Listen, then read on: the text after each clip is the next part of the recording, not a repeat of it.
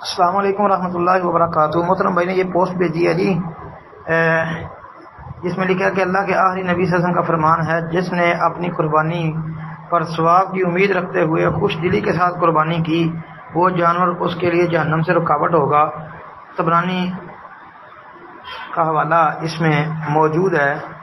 کہتے ہیں جی کہ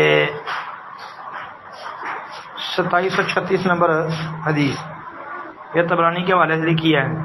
کہتے ہیں تحقیق چاہیے۔ محترم بھائی روایت موضوع ہے، موضوع روایت ہے جی۔ یہ امام حسمی رحمۃ اللہ علیہ نے مجمع الزوائد جلد 4 صفحہ 17 پر اس کی تخریج کی ہے، اور اس کی نسبت طبرانی کبیر کی طرف کرتے ہوئے ساتھ لکھا ہے کہ وفیہ سلیمان بن عمر النخعی وہو کذاب، جی کہ سلیمان بن عمر النخعی جو ہے وہ کذاب ہے۔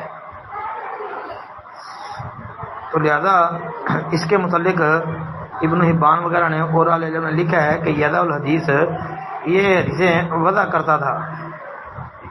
تو صحیح اور راجح بات یہی ہے کہ یہ روایت موضوع ہے۔